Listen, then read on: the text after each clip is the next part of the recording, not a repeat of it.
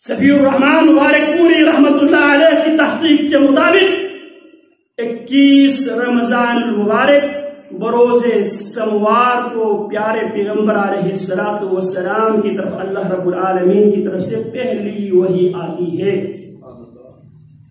اب وہ عشرہ جس عشرے میں پیارے پیغمبر دعوت توحید و سنت لے کر آئے، کتاب و حکمت لے کر آئے، اب وہ عشرہ آنے والا ہے۔ اسی لیے میرے نبی علیہ السلام جب وہ عشرہ داخل ہوتے، میرے نبی علیہ السلام کی شیڈول چینج ہوتے، احیا لیلہ ایقظ اہلہ، پیارے پیغمبر علیہ السلام کی معمولات تبدیل ہو جاتے۔ کیا خیال ہے اس بار کیا ہم پیارے پیغمبر کی سنت پر عمل کرنے کے لیے تیار ہے؟ کیا کرتے پیارے پیغمبر؟ آخری عشرہ اذا دخل العشر الاواخر من رمضان، جب رمضان کا آخری عشرہ داخل ہوتا، کیونکہ آخری عشرے میں پیارے پیغمبر نبی اور رسول بن کر تشریف لائے۔ قرآن مجید اللہ رب العالمین نے آخری عشرے میں قدر والی رات لوح محفوظ سے آسمان دنیا پہ اور آسمان دنیا سے رسول اللہ کے قلب اطہر پہ اللہ رب العالمین نے 21 رمضان کو نازل کیا۔ تو آخری عشرہ بہت قیمتی عشرہ ہے۔ رسول اللہ صلی اللہ علیہ وسلم کیا کیا کرتے تھے؟ اذا دخل العشر الاواخر من رمضان، پیارے پیغمبر کی معمول یہ ہوا کرتے تھے، شد معذرہ، کمر کس لیا کرتے تھے، واحیا لیلہ، اپنی راتوں کو جگایا کرتے تھے، واستیقظ اہلہ، اپنے گھر والوں کو بھی جگایا کرتے تھے۔ کیا خیال ہے ہم بھی انشاءاللہ آخری عشرے میں کمر کسنے کے لیے تیار ہے اور راتوں کو جاگنے کے لیے تیار ہے، گھر والوں کو جگانے کے لیے تیار ہے؟ یہ ہے رمضان محمد الرسول اللہ صلی اللہ علیہ وسلم والا رمضان۔ پیارے پیغمبر اس میں اعتکاف میں بھی بیٹھا کرتے تھے، اور آپ علیہ السلام جس وجہ سے آپ 2 بار آپ اعتکاف میں نہ بیٹھ سکے، تو آپ علیہ السلام اگلے سال 20 دنوں کے آپ علیہ السلام اعتکاف میں بیٹھے رمضان میں۔ ایک دفعہ آپ رمضان میں یہ اعتکاف کا پروگرام بنا لیا، کسی وجہ سے اعتکاف میں نہ بیٹھ سکے، پیارے پیغمبر علیہ السلام شوال کی 10 دنوں کی آپ اعتکاف میں تشریف رکھتے ہیں۔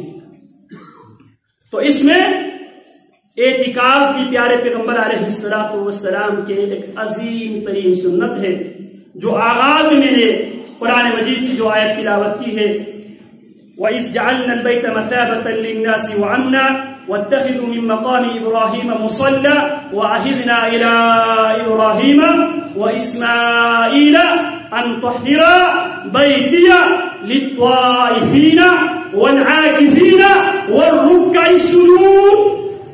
ہم نے ابراہیم و اسماعیل سے اس بات کا عہد لیا، انہیں تاکیدی حکم دیا، میرے گھر کو پاک صاف رکھو گے۔ کس سے؟ شرک کی غلاظتوں سے میرے گھر کو پاک صاف رکھو گے۔ جس کو بھی اللہ نے مساجد کی ذمہ داری دی ہے، ان کی ذمہ داری ہے مساجد کو شرک کی غلاظتوں سے پاک صاف رکھے، مساجد کو بدعات و خرافات و رسومات کی غلاظتوں سے پاک صاف رکھے، مساجد کو بد اخلاقی کی غلاظتوں سے پاک صاف رکھے، اور مساجد کو عام گندگیوں سے پاک صاف رکھے۔ یہ ابراہیمی منہج ہے، یہ ابراہیمی معجل ہے۔ ان طہر بیتی للطائفین، میرے گھر کو پاک صاف رکھے، کن کے لیے؟ طواف کرنے والوں کے لیے، والعاکفین، اعتکاف میں بیٹھنے والوں کے لیے، والرکع السجود، اور رکوع کرنے والوں کے لیے، سجدے کرنے والوں کے لیے میرے گھر کو پاک صاف رکھے۔ رسول اللہ صلی اللہ علیہ وسلم فرماتے ہیں، من صام رمضان ایمانا واحتسابا غفر له ما تقدم من ذنبه، ومن قام رمضان ایمانا واحتسابا غفر له ما تقدم من ذنبه، ومن قام ليلة القدر ایمانا واحتسابا غفر له ما تقدم من ذنبه۔ رسول اللہ فرماتے ہیں، جو ایمان اور احتساب کے ساتھ رمضان کا روزہ رکھتا ہے، اس کا سارا پچھلا گناہ اللہ مٹا دیتا ہے، معاف کر دیتا ہے گناہ صغیرہ۔ جو رمضان کو قیام کا اہتمام کرتا ہے اللہ اس کا سارا پچھلا گناہ، پچھلا صغیرہ گناہ اللہ معاف فرماتا ہے۔ اور ومن قام لیلۃ القدر، جو قدر والی رات کو اہتمام کے ساتھ جاگتا ہے اللہ اسے بھی اس کے بھی پچھلے تمام گناہوں کو مٹا دیتا ہے۔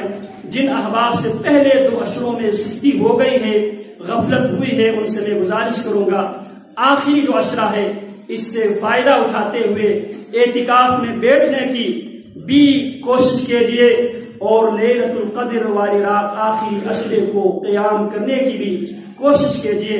شاید یہ ہماری زندگی کا آخری رمضان ثابت ہو اور ہم اپنے خالق و مالک کے ساتھ اسی عشرے کے ساتھ انہیں عبادتوں اور ریاضتوں کے ساتھ ہم اپنے خالق و مالک سے ملاقات کر سکے۔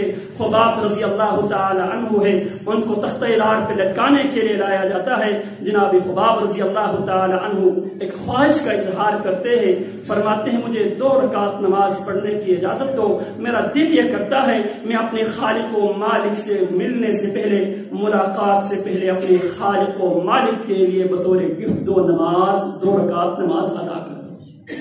تو خوش نصیب ہے وہ لوگ جو عبادتوں کے ساتھ، جو ریاضتوں کے ساتھ، جو اپنے نامہ اعمال میں قرآن مجید کی تلاوت لے کر، رمضان کے روزے لے کر اور قیام اللیل لے کر، قرآن مجید کی تلاوت لے کر، صدقات و خیرات لے کر، عقیدہ توحید اور نبی اکرم صلی اللہ علیہ وسلم کی سنتوں سے اپنے آپ کو مزین کر کے اپنے خالق و مالک سے ملاقات کرنے والے لوگ خوش نصیب افراد ہیں۔ اللہ رب العالمین مجھے بھی، آپ کو بھی، ہم سب کو اللہ ان خوش نصیب افراد میں شامل فرمائے۔ ھذا ما عندی وصلی اللہ وسلم علی نبینا محمد۔